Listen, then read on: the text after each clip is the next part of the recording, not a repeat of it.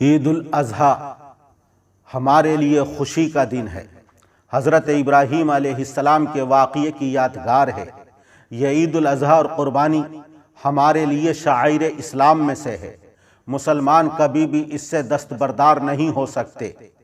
حضور اکرم صلی اللہ علیہ وسلم نے صاحب نصاب شخص جو ہے اگر قربانی نہ کرے تو صاحب نصاب ہونے کے باوجود قربانی نہ کرنے پر اللہ کے رسول صلی اللہ علیہ وسلم نے اس کے لیے وعید ارشاد فرمائی کہ وہ ہماری عیدگاہ کے قریب نہ آئے۔ تو یہ قربانی ہمارا اہم تیوہار ہے۔ قربانی شعائر اسلام میں سے ہے۔ اس قربانی کے موقع کے اوپر پوری دنیا کے مسلمان اللہ کی رضا اور خوشنودی حاصل کرنے کے لیے اللہ کی راہ میں جانور کو قربان کرتے ہیں اور اپنی خواہشات، اپنے جذبات کو اللہ کے حکم کے اوپر قربان کرنے کا، جانور کو قربان کرنے کی صورت میں اظہار کرتے ہیں۔ لیکن بہت سارے جو مسلم دشمن ہیں، اسلام دشمن عناصر ہیں، وہ مسلمانوں کے اوپر قربانی کا عنوان لے کر الزام لگاتے ہیں اور یہ اعتراض کرتے ہیں کہ یہ مسلمان ظالم ہے، یہ مسلمان سنگ دل ہے، یہ مسلمان بے رحم ہے، اور یہ کہتے ہیں کہ تمام جیو جنتو کو اوپر والے نے جب پیدا کیا ہے تو ان کو جینے کا حق دیا جائے، ان سے جینے کا حق چھینا نہ جائے۔ اس لیے یہ مسلمان سنگ دلی اور بے رحمی کا مظاہرہ کرتے ہوئے ان کو ذبح کر کے، قربان کر کے ان سے جینے کا حق چھینتے ہیں۔ اس طرح یہ ان کے اوپر الزام لگاتے ہیں۔ حالانکہ اگر دیکھا جائے اس دنیا کے اندر جتنے دین، جتنے دھرم اور مذہب پائے جاتے ہیں، تمام کے اندر قربانی کا ثبوت ملے گا۔ جس طرح دین اسلام کے اندر، شریعت کے اندر قربانی کا ثبوت ہے، دین موسوی کے اندر قربانی کا تذکرہ ہے، اور سورہ بقرہ کے اندر اللہ نے حضرت موسیٰ علیہ السلام کے ایک واقعے کے اندر ذکر فرمایا، ان اللہ یأمرکم ان تذبحوا بقرہ، اللہ تمہیں حکم دیتا ہے کہ تم گائے کو ذبح کرو۔ بائبل کے اندر کئی جگہ متعدد مقامات پر قربانی کا تذکرہ ہے، تو دین عیسوی کے اندر بھی قربانی کا ثبوت ہے اور قربانی کا تذکرہ ہے۔ سب سے پہلے جب حضرت آدم علیہ السلام پہلے انسان اس دنیا کے اندر آئے تو ان کے دو بیٹے حابیل اور قابیل، ایک واقعے کے پس منظر میں ان کو اللہ کی بارگاہ میں قربانی پیش کرنے کا حکم دیا گیا۔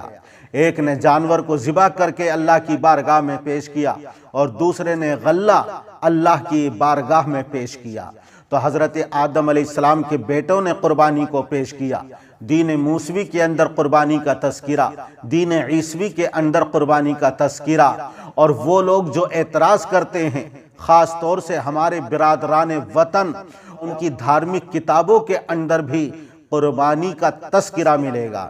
اسی لیے تو وہ اپنے بتوں کو، اپنے معبودوں کی خوشنودی حاصل کرنے کے لیے ان کے سامنے بلی چڑھاتے ہیں، مندروں کے اندر بلی چڑھاتے ہیں، وہ جانوروں کو قربان کرتے ہیں۔ تو یہ بھی تو قربان کرنا ہے۔ تو جو اعتراض کرتے ہیں، جو مسلمانوں کے اوپر ظالم، سنگ دل، بے رحم ہونے کا الزام لگاتے ہیں، وہ خود اپنے معبودوں کی اور اپنے دیوتاؤں کی خوشنودی حاصل کرنے کے لیے بلی چڑھاتے ہیں اور قربان کرتے ہیں۔ اس لیے قربانی پر اعتراض کرنا یہ حماقت، بے وقوفی اور نادانی ہے۔ بلکہ اللہ نے انسان کو اشرف المخلوقات بنایا، اور وہ جانور جن کا گوشت کھایا جاتا ہے، انسان کے لیے ان کا ذبح کرنا اور قربان کرنے کی اجازت دے دی گئی ہے۔ بلکہ روئے زمین پر کتنے جانور ایسے ہیں کہ ان کی غذا ہی اللہ نے گوشت اور ماंس بنایا ہے۔ فضا میں اڑنے والے کتنے پرندے ایسے ہیں کہ ان کی غذا گوشت اور ماंس ہی ہے، اور سمندر کے اندر کتنے جانور اور مچھلیاں ہیں کہ وہ بھی شکار کر کے کھاتی ہیں۔ فضا میں اڑنے والے پرندوں میں شکرا ہے، باز ہے، شاہین ہے، اور دوسرے پرندے ہیں جو شکار کر کر کے کھاتے ہیں۔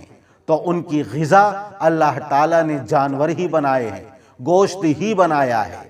اس روئے زمین پر چلنے والے شیر، چیتا، بھیڑیا، تیندوا، بلی اور دوسرے جانور ہیں جو گوشت کھاتے ہیں، جو شکار کر کے کھاتے ہیں، جانوروں کو اپنی غذا بناتے ہیں۔ سمندر کے اندر رہنے والے کتنے جانور جو قطب شمالی سے لے کر قطب جنوبی تک سفر کرتے ہیں اور سمندری مخلوق کو سمندری جانور اپنی غذا بناتے ہیں۔ بڑی بڑی مچھلیاں ہیں جو چھوٹی مچھلیوں کو کھا جاتی ہیں، اور اس کے علاوہ دوسرے جانور بھی پائے جاتے ہیں۔ تو دیکھو اللہ نے فضائی بعض مخلوق کا اور زمینی بعض مخلوق کا، سمندری بعض مخلوق کی غذا گوشت بنایا ہے، ماس بنایا ہے۔ جس طرح اللہ نے بعض جانوروں کی غذا گوشت اور ماس بنایا ہے، اسی طرح اللہ نے اشرف المخلوقات انسان کی غذا ان جانوروں کا گوشت بنایا ہے جن کا گوشت کھایا جاتا ہے۔ اور اسی اللہ نے یہ اجازت دی ہے کہ جن کو ہم نے حلال کیا ہے ان کو ہماری راہ میں ہمارے نام پر قربان کرو اور ان کا گوشت تم کھا سکتے ہو۔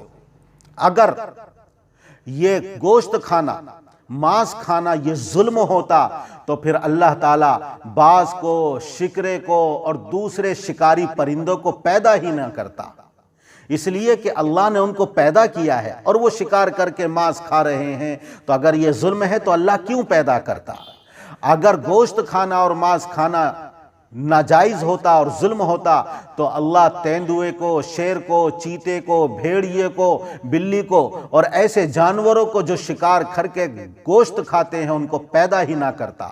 سمندری اس مخلوق کو اللہ پیدا نہ کرتا جن کی غذا شکار اور گوشت بنایا گیا ہے۔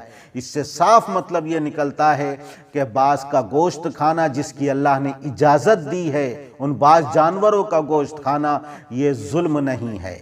اسی طرح اللہ نے انسان کے لیے بھی بہت سارے جانوروں کے گوشت کو حلال قرار دیا ہے، اور اسی لیے حکم دیا کہ آپ قربانی کے دنوں میں اللہ کے نام پر ان کو ذبح کر کے کھا سکتے ہو۔ اگر یہ قربانی کرنا ظلم ہے اور ذبح کرنا یہ ظلم ہے، جیسا کہ مسلم اور اسلام دشمن عناصر اعتراض کرتے ہیں، تو اگر ذبح نہ کیا جائے اور ان کو موت بھی نہ آئے تو پھر کب تک وہ زندہ رہیں گے؟ اگر ہمیشہ ہمیش کے لیے ان کی زندگی مل جائے تو یہ دنیا ان جانوروں سے بھر جائے گی، انسان کے لیے قدم رکھنا مشکل ہو جائے گا، اور پھر جو اس دنیا میں ان جانوروں کا غلہ ہے وہ غلہ بھی ان کے لیے ناکافی ہوگا۔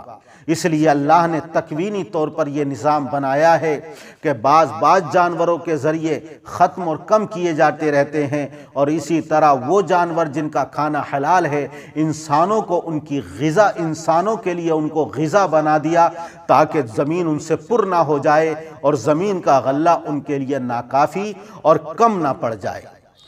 اور اگر ذبح کرنے کا حکم نہ ہو اور وہ اپنی موت مریں، ہمیشہ بھی زندہ نہ رہیں، تو ظاہر ہے جب اپنی فطری موت مریں گے تو ان کو موت دینے والا کون ہے؟